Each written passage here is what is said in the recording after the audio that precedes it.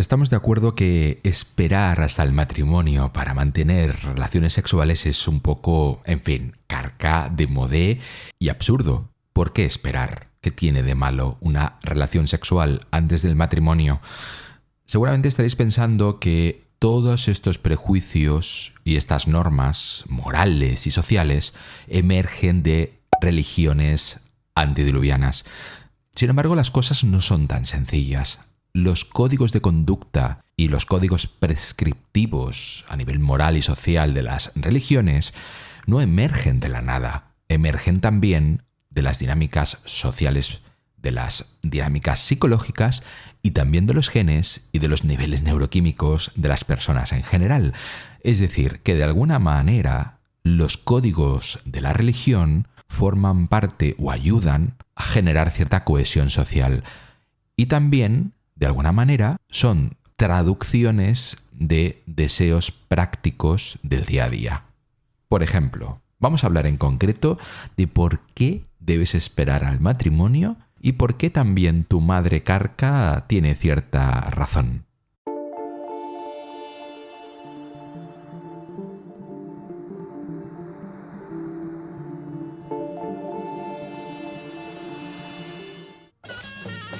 Si bien los cambios culturales han hecho que la actitud haya pasado de moda en algunos círculos, aún hay muchas madres y padres también inquietos y preocupados que animan a sus hijas a que se reserven para el matrimonio. Esto suele formar parte de una gran enseñanza moral y religiosa, pero ¿hay alguna ventaja en esperar que esté basada en la química del cerebro? ¿Hay alguna razón científica? La hay. La razón es que la testosterona y la dopamina tienen una relación muy especial. Durante el amor apasionado, la testosterona es el aquí y el ahora, que no se inhibe en beneficio de la dopamina. De hecho, cooperan para formar un circuito de retroalimentación, una máquina en continuo movimiento que potencia nuestros sentimientos románticos. El amor apasionado suele aumentar el deseo de tener relaciones sexuales. La testosterona acelera ese deseo. El aumento del deseo incrementa a su vez el amor apasionado. Por lo tanto, rechazar la satisfacción sexual en realidad potencia la pasión, no necesariamente para siempre, desde luego, y no sin un sacrificio importante, pero el efecto es real. De esa manera encontramos una explicación química que hace mucho tiempo puede haber formado parte de la base de la conducta que vemos hoy en día, o que veíamos más bien. La espera prolonga la fase más excitante del amor. Los sentimientos agridulces de distancia y negación son el lado útil de una reacción química. Una pasión aplazada es una pasión prolongada. Si una madre quiere que su hija se case, aumentar la pasión es una buena manera de ayudar en el asunto. La dopamina tiende a cesar en cuanto la fantasía se convierte en realidad, y la dopamina es la sustancia química que impulsa el amor romántico. Así que, ¿qué aumentaría más la dopamina? ¿Acceder a tener relaciones sexuales ahora o dejarlas para más adelante? Tu madre sabe la respuesta, pese a que solo ahora empezamos a saber la verdadera razón. Dicho lo cual, evidentemente no tienes por qué esperar ni postergar el deseo, como tampoco tienes que postergar la idea de irte ahora mismo a una pastelería y zamparte un New York cheesecake si te apetece, o un Oreo shake o lo que tú consideres oportuno. Pero es cierto y está constatado que si prolongas ese deseo y tardas en colmarlo, el come perdurará seguramente muchísimo más tiempo. Y esto nos lleva a otra cuestión muy importante, que es la cuestión de que algunos mitos pueden ser importantes para mantener la cohesión, el comportamiento, incluso cierta idea de propósito. Y cuando hablo de mitos no me refiero a mitos estrictamente religiosos, ni necesariamente religiosos o sobrenaturales. Estoy hablando de creencias, de relatos, de historias que nos contamos para dar significado a las cosas que hacemos, a las cosas por las que luchamos y también a las cosas por las cuales postergamos nuestro deseo. O dicho de otra manera, estamos hablando de creencias que son literalmente falsas, pero metafóricamente ciertas. Joseph Campbell observó que la mitología es una función de la biología y tenía razón.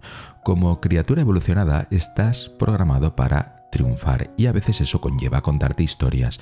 Si estás en una balsa a punto de caer por una cascada peligrosamente alta, puedes estar cerca de la muerte. Si crees que la orilla está a tu alcance y remas como un poseso, quizás la alcances. Los que se rinden ante los pronósticos adversos no dejarán impronta. Creer puede ser la diferencia entre vivir y morir, y entre, transmitir tu ADN. Qué duda cabe que los rituales y la devoción religiosa resultan muy costosas. De eso no hay duda. La mayoría de las culturas no se contentan con gastar una parte sustancial de sus recursos y de su tiempo en estructuras y ceremonias destinadas a impresionar a un universo frío e indiferente, sino que las religiones invierten un montón de capital social en decirles a los creyentes lo que no pueden hacer. Por supuesto, en Baker Café no estamos a favor de las religiones, pero en el fondo muchas de las cosas que hacemos son propias de religiones.